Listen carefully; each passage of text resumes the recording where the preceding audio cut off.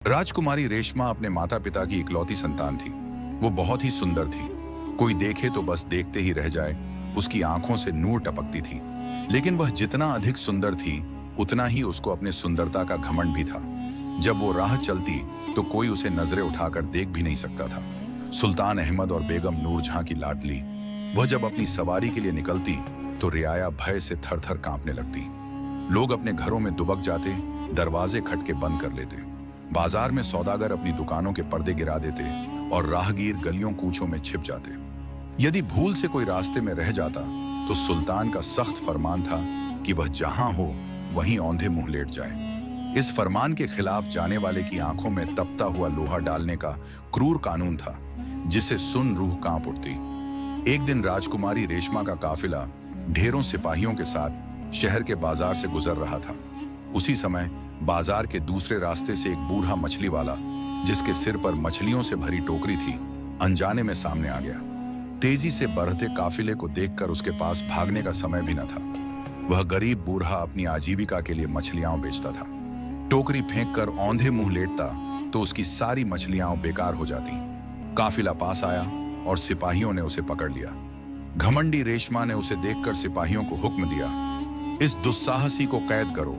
2 दिन बाद शाही फरमान के मुताबिक इसकी आंखों में तपता लोहा डाला जाए। बूढ़ा मछली वाला थर थर कांपने लगा। उसने गिड़गिड़ाते हुए कहा, ऐ राजकुमारी, ऐ मलिका, इस गरीब की उम्र का लिहाज कर मुझ पर रहम करो। मगर रेशमा के दिल पर उसकी बातों का कोई असर न हुआ। उसने क्रोध से कहा, इस कमबख्त की आंखें फोड़ दो। इतना कहकर वह अपने काफिले के साथ आगे बढ़ गई। बूढ़ा मछली वाला माफी मांगता रह गया। डर से उसके हाथ पैर कांप रहे थे। कांपते हाथों से उसकी मछलियां बिखर गईं। आंसुओं के साथ वह उन्हें समेटने लगा। तभी सिपाहियों ने डांटते हुए कहा, क्या करता है बदतमीज बूढ़े, तूने रास्ता गंदा कर दिया। इसी बीच एक नौजवान, जिसका नाम अली था, वहां आया। उसने बूढ़े की मछलियां समेटकर टोकरी में डाल दी। सिपाही गुस्से से बोले, चल यहां से निकल। अली मन ही मन राजकुमारी को सबक सिखाने का निश्चय कर वहां से चला गया। वह रेशमा का खोखला घमंड तोड़ने की ठान चुका था। जब अली रेशमा के महल के पास पहुंचा तो उसने देखा कि वहां कड़ा पहरा था। हर कदम पर सिपाही तैनात थे। उसने छिपकर ताक झांकी और सही मौके की तलाश में लौट गया। रेशमा अपने महल के चारों ओर इतना सख्त पहरा रखती थी कि रात को सोते समय भी उसके खास सिपाही पलंग के चारों ओर खड़े रहते। मगर एक दिन न जाने क्या हुआ, रेशमा अकेले सोने को राजी हो गई। यही मौका अली की तलाश में था। आधी रात को अली ने सिपाहियों को चकमा देकर रेशमा के कक्ष में प्रवेश किया। रेशमा गहरी नींद में थी। कमरे में शाही सामान की चमक थी और एक लाल रत्न, जिसकी रोशनी से कक्ष जगमगा रहा था। अली ने चुपके से वह रत्न उठाया और उसी रास्ते महल से निकल गया। सुबह रेशमा की नींद खुली तो अंधेरा देखकर वह घबरा गई। उसने घंटे की जंजीर खींची। घंटे की आवाज सुनकर नौकर चाकर दौड़े आए। सुल्तान और बेगम भी घबरा कर पहुंचे। रेशमा ने बताया, अब्बा, कोई मेरा लाल रत्न चुरा ले गया। सुल्तान ने सिपाहियों को चोर पकड़ने का हुक्म दिया, मगर अली तो कब का जा चुका था। सुबह सुल्तान ने सल्तनत में ढिंढोरा पिटवाया कि जो लाल रत्न लौटाएगा उसे मुंह मांगा इनाम मिलेगा। अली ने यह सुनकर मन में ठंडी सांस भरी। वह अगले कदम के लिए तैयार था। अपनी योजना के मुताबिक वह सुल्तान के सामने हाजिर हुआ। तख्त के सामने झुककर उसने अदब से सलाम किया। सुल्तान ने पूछा, कौन है तू? अली बोला, हुजूर, मैं आपका लाल रत्न लाया हूं। अब मेरी मुंह मांगी मुराद पूरी करें। सुल्तान ने खुश होकर कहा, बोल, क्या चाहिए?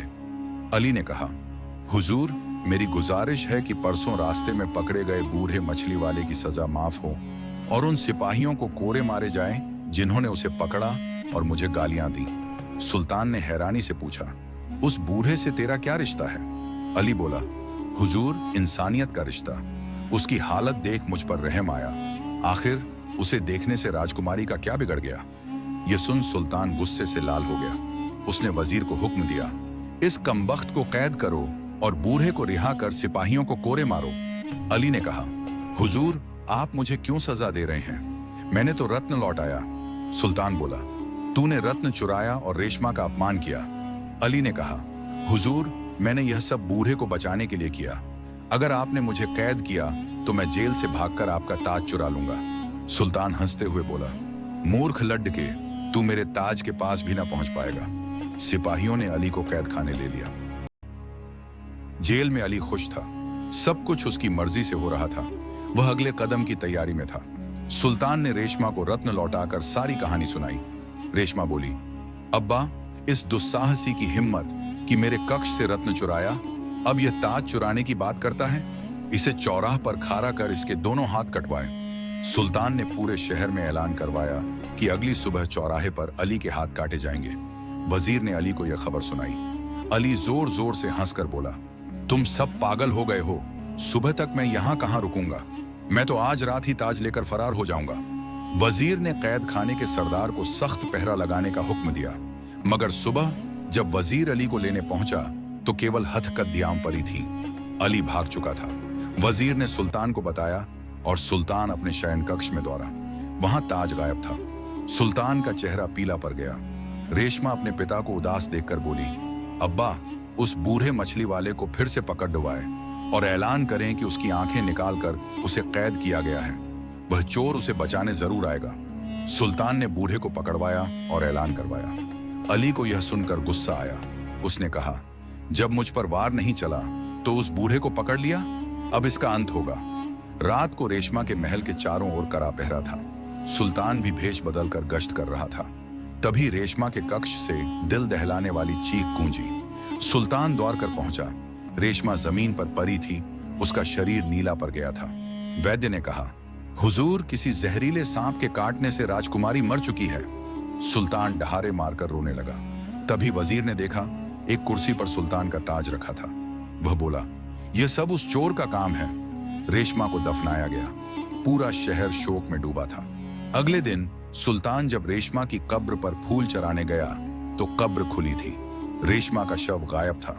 सुल्तान को सदमा लगा। वह होश खोकर गिर पड़ा। 4 दिन बाद जब उसे होश आया, उसने जासूस बुलवाए, मगर अली कब का मुल्क छोड़ चुका था। अली ने रेशमा का शव निकालकर उसे घोड़े पर लादा और बगदाद के बाहर पहुंच गया। उसने शव को झरियों में छिपाया, एक संदूक लाया और उसे शहर की एक सराय में ले गया। रात को उसने मंत्र प्रकर सांप का रूप लिया, रेशमा के जहर को चूसा और वापस इंसान बना। रेशमा आह भरकर उठी। उसने पानी मांगा। अली ने पानी दिया। होश में आकर रेशमा बोली, मैं कहाँ हूं? तुम कौन हो? मैंने एक भयानक सपना देखा कि सांप के काटने से मेरी मृत्यु हुई, मुझे दफनाया गया और तुम मुझे कब्र से लाए। ये सच है? तुमने मुझे क्यों लाया? अली बोला, मेरा नाम हसन है। मेरे पिता बड़े जादूगर थे। उन्होंने मुझे सांप बनने की विद्या सिखाई। मैं सांप बनकर तुम्हारे महल में घुसा। जिस सांप ने तुम्हें काटा वह मैं ही था।